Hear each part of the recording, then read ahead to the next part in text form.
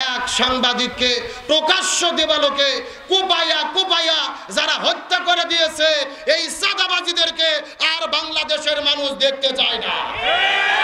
আমরা কি সাদাবাজদের পক্ষে আছি? নিরপরাধ একজন মানুষকে হত্যা করে দিলেন। বিশ্বাস করেন, বাংলাদেশের এক সাদাবাজক ধরার পরে আপনাদের জয়পুরহাট জেলার এক সাদাবাজক ধরে জয়পুরহাট শহরে প্রকাশ্য দেবালোকে যদি তার দেহ থেকে কাল্লাটা আলাদা করা যেত আর এই রকম মিডিয়ার সামনে প্রকাশ্য প্রচার করা যেত, একজন সাদাবাজ এই বাংলার জমিনে খুঁজে পাওয়া যেত না। বলেন তো কোরআনের বিচার কি হয়? কোরআনের বিচার হয় না। সাদাবাজক জেলে ঢুকায়, 6 মাস পরে নেতা ওয়াক বার করে নিয়ে আসে ফুলের মালা দিয়ে, ও সাদাবাজ চোর হয়ে ঢোকে, ডাকাত হয়ে বের হয়। এ কথা কর না। তার মানে বোঝা গেল কোরআনের বিচার কায়েম না হওয়া পর্যন্ত সাদাবাজি বন্ধ করা যাবে। আরে ভাই, আপনি আমি কেমনে সাদাবাজি বন্ধ করব? এই সাদাবাজদের উস্কে দিচ্ছে কিছু বড় বড় মাথা গরমালা নেতা। গতকালকে বিএনপির এক নেতা হাবিবুর রহমান হাবিব এ বলেছে, যদি কেউ বক্তব্য দেয় 2 সাপের 1 বিষ, নৌকা আর ধানের শীষ, এই বক্তব্য যদি কেউ দেয় তাকে ধরে রামদার কাশি চাকু বার করে তাদের জিহ্বাটা কাটে পাগলা কালো কুত্তো দিয়ে খাওয়াবা। নাউজুবিল্লাহ বলবেন না? তাহলে বলেন, যেই দলের নেতা কর্মীদেরকে বলে মানুষের জিহ্বা কাটে কুত্তক দিয়ে খাওয়াও, ওই দলের কর্মী ভালো হবে না খারাপ হবে? আমি মনে করি কর্মীদের দোষ নাই, সবচেয়ে বেশি দোষ হলো এই বড় বড় রাঘব বোয়াল নেতা নামে সন্ত্রাসীরা। এরা কর্মীদেরকে উস্কে দেয় যে তোমরা লাগাও, মামলা হলে আমরা সাথে আছি। সুতরাং বলতে চাই, 24-এর অভ্যুত্থানের পরে এই বাংলাদেশ আর সন্ত্রাসী কায়দায় কোনো কিছু করা যাবে না।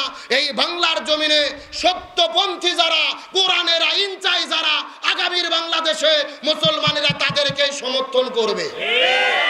যেই দলের 2 জন নেতা মন্ত্রী ছিল, লাইট দিয়ে সার্চ করে 2 টাকার দুর্নীতি বের করতে পারেনি।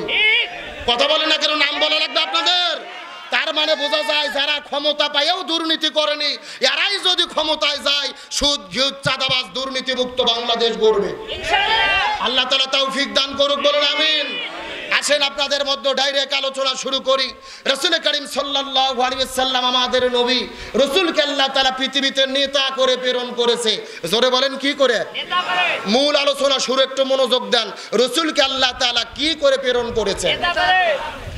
আমার প্রিয় বন্ধুগণ, মুসলমান ভাইরা গভীর মনোযোগ লক্ষ্য করুন। কোনো দিকে তাকাতাকি নাই, কোনো দিকে নজর নাই, সরাসরি কোরআন থেকে কিছু কথা আপনাদেরকে রিলে করে বলে বিদায় নিয়ে চলে যাওয়ার চেষ্টা করব। আল্লাহ তাআলা নবীকে পৃথিবীতে নেতা করে প্রেরণ করেছেন, যেই কথা আল্লাহ তাআলা কোরআনের মধ্যে সূরা ইয়াসিনের মধ্যে নিজেই ডাক দিয়ে বলেন। আল্লাহ তাআলা নবীকে সরাসরি নেতা বলে ডাক দিয়ে বলেন, ইয়াসিন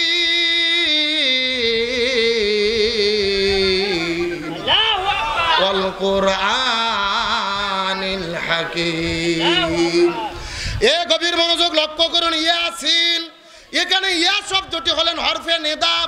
হরফে নিদা ওই সমস্ত হরফগুলোকে বলা হয় যেই হরফগুলোদেরকে দিয়ে মানুষদেরকে ডাকা হয়, আহ্বান করা হয়। আর সিন মানে হলেন সাইয়্যেদ। সাইয়্যেদ শব্দের অর্থ হলেন নেতা। রাইসুল মুফাসসিরিন হযরত আব্দুল্লাহ ইবনে আব্বাস রাদিয়াল্লাহু তাআলা, হযরত আব্দুল্লাহ ইবনে মাসউদ রাদিয়াল্লাহু তাআলা হুমা, 2 জন মিলে এই জায়গার মধ্যে একত্রিত করে তাফসীর পেশ করে বলেন, এই জায়গার মধ্যে সাইয়্যেদ অর্থ 5টি। জোরে বলেন কয়টি? 1 নম্বর হলেন সাইয়্যেদুল বাশার।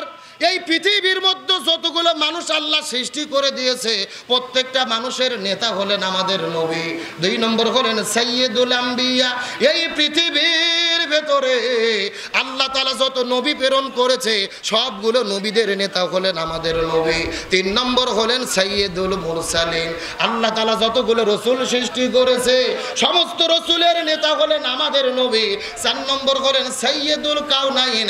আল্লাহ তাআলা দুজাহান সৃষ্টি করেছেন, দুজানের নেতা হলো আমাদের নবী। আর 5 নম্বর হলেন সাইয়্যিদুল আলামিন। এই পৃথিবীতে আল্লাহ তাআলা যত জগৎ সৃষ্টি করেছে প্রত্যেকটা জগতের নেতা হলেন আমাদের নবী। জোরে বলেন না সুবহানাল্লাহ। আমাদের নবী সমস্ত মানুষের নেতা, সমস্ত নবীদের নেতা, সমস্ত রসুলের নেতা, সমস্ত জগতের নেতা, সমস্ত জানের নেতা চিৎকার করে বলেন আল্লাহু আকবার। এখন আপনাদের কাছে আমার প্রশ্ন, প্লিজ ভাই এইদিকে হইচই করেন না, মিডিয়ার ভাইরা এসেছে, জায়গা কম, লোক বেশি, একটু সুযোগ দেন। তার কারণে আজকে আপনারা এখানে ওয়াজ শুনতেছেন 1000 লোক, আর এই মিডিয়ার মাধ্যমে তামাম পৃথিবীতে অন্তত লক্ষ লক্ষ লোক আজকের মাহফিল দেখতেছে। আলহামদুলিল্লাহ বলবেন না? তাহলে আপনাদের কালাই আর বেগুন গ্রাম এই এলাকার ওয়াজ পুরো পৃথিবীর লোক দেখুক, আপনারা চান না? এজন্য একটু মিডিয়ার উপরে খেপাখেপি করেন না, একটু কষ্ট করে হলেও শোনেন। তাহলে আপনাদের কাছে আমার প্রশ্ন, রসুল যদি সব জায়গার নেতা হয়, ওই নবীকে নেতা মানার দরকার আছে না নাই? আরো জোরে বলেন। আপনারা কি নবীর নেতা মানবেন না এই দেশের সাদাবাজ ব্যক্তিদের নেতা মানবেন? আমার প্রিয় বন্ধুগণ, মুসলমান ভাইরা গভীর মনোযোগ লক্ষ্য করুন।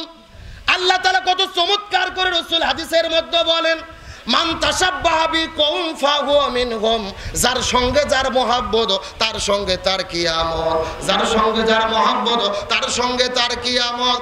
এই হাদিসের ব্যাখ্যায় মুহাদ্দিস কিরাম বলেছেন, এই দুনিয়ার ভেতরে যে যেই দল করবে ওই দলের সাথে তার হাসর নাসর হবে।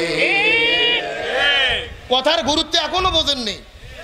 এই দুনিয়ায় যে যে দল করবে ওই দলের সাথী তার হাসর নাসর একেবারে খোলামেলা বলে বোঝানোর জন্য এই দেশের মধ্যে গত 16 বছর আওয়ামী লীগ নামক দল যারা করেছে এদের হাসর নাসর হবে আওয়ামী লীগের সাথে। যারা বিএনপি নামক দল করে এদের হাসর নাসর হবে বিএনপির সাথে। জামাত ইসলাম নামক দল যারা করে এদের হাসর নাসর হবে জামাত ইসলামের সাথে। আর যারা চরমোনাই পীরের মুরিদ হয়েছে এদের হাসর নাসর হবে চরমোনাইয়ের পীরের সাথে। এখন হয়তো আপনারা বলবেন, হুজুর আপনারা দলিল দেন, দলিল কোথায়? দলিল আল্লাহর কোরআন কত চমৎকার করে বলেন। সূরাটির নাম হলো সূরা বনী ইসরাইল, আয়াত নম্বর হলো 71। আল্লাহ তাআলা কত চমৎকার করে ঘোষণা করে বলেছেন, ইয়াউমা নাদউ কুল্লা উনাসিম বিইমামিহিম। এ গভীর মনোযোগ লক্ষ্য করুন, আল্লাহ কত চমৎকার করে বলেন, ইয়াউমা নাদউ কুল্লা উনাসিম বিইমামিহিম। আল্লাহ বলেন হাসরের ময়দানে প্রত্যেকটা মানুষ কিন্তু একা থাকবে না, প্রত্যেকটা মানুষের সামনে থাকবে তার নেতা। সামনে কে থাকবে? নেতা। এ গভীর মনোযোগ, হাসরের ময়দানে আপনি একা থাকবেন না। এই যে সভাপতি একা থাকবে না, আমিও একা থাকবো না, প্রত্যেকটা মানুষের সামনে থাকবে তার নেতা। এই কথাটা সুন্দর করে হাদিসের তাফসির, কোরআনের আয়াতের তাফসিরটা বোঝার চেষ্টা করবেন। এই দেশের ভেতরে গত 16 বছর যারা আওয়ামী লীগ নামক দল করেছে হাসরের ময়দানে দেখা যাবে, ওই হাসরের ময়দানে আওয়ামী লীগ দল যারা বাংলাদেশের মধ্যে করেছে এদের সামনে প্রথম দাঁড়িয়ে যাবে বঙ্গবন্ধু শেখ মুজিবুর রহমান, তারপরে দাঁড়িয়ে যাবে 16 বছরের স্বৈরাচার কাঁঠাল রানী হাসিনা, এরপরে হলেন ওবায়দুল কাদের, অন্যান্য নেতা কর্মী। এই দেশের মধ্যে যারা বিএনপি নামক দল করে হাসরের ময়দানে লক্ষ্য করে দেখা যাবে প্রথম দাঁড়িয়ে যাবে শহীদ প্রেসিডেন্ট জিয়াউর রহমান, তারপরে ম্যাডাম খালেদা জিয়া, মির্জা ফখরুল ইসলাম আলমগীর, তারেক জিয়া, অন্যান্য নেতা কর্মীরা। এই দেশের মধ্যে যারা চরমোনাই পীরের মুরিদ হয়েছে লক্ষ্য করে দেখা যাবে হাসরের ময়দানে তাদের সামনে দেখা যাবে প্রথমে দাঁড়িয়ে যাবে মরহুম পীর সাহেব হুজুর, তারপরে মুফতি ফয়জুল করিম, রেজাউল করিম, অন্যান্য মুরিদারা। এই দেশের মধ্যে জামাত ইসলাম নামক যারা দল করেন হাসরের ময়দানে দেখা যাবে প্রথম দাঁড়িয়ে যাবে আল্লামা সৈয়দ আবুল আলা মওদুদী রাহিমাহুল্লাহ, তারপর অধ্যাপক গোলাম আজম মাওলানা মতিউর রহমান নিজামী, তারপরে দাঁড়িয়ে যাবে কোরআনের পাখি শহীদ আল্লামা দেলোয়ার হোসেন সাইদী, এরপর আমিরে জামাত ডক্টর শফিকুর রহমান, অন্যান্য নেতা কর্মীরা। তার মানে এই দুনিয়ার মধ্যে যে যে দল করবে হাসরের ময়দানে প্রত্যেকটা কর্মীরা তার নেতাকে সামনে পেয়ে যাবে।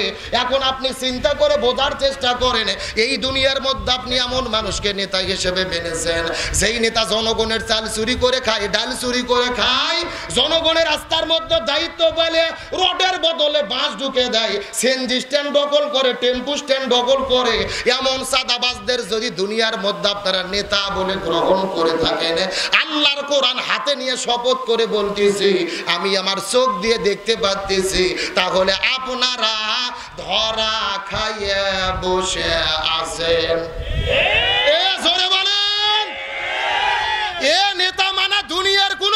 নয়, এই দুনিয়ায় যাকে নেতা মানবেন হাসরের ময়দানে তাকে নেতা হিসেবে তার সামনে আপনি পাবেন। এখন আপনি হাসরে সুদকুশ ঘুষখোর দুর্নীতিবাজ সাদাবাজদের চান নাকি আলেমদের সামনে পান? রাতের বেলা যাইয়া শুয়ে বউ নিয়ে ভালো করে বুঝবেন। কথা কন না, না আমরা লাঠি নিয়ে আসিনি যে আপনাদের পিঠে পিঠে ওয়াজ বুঝাবো না। আমাদের কারা কথা হলো কোরআনের আয়াত বলবো, মানা না মানা আপনাদের ব্যাপার।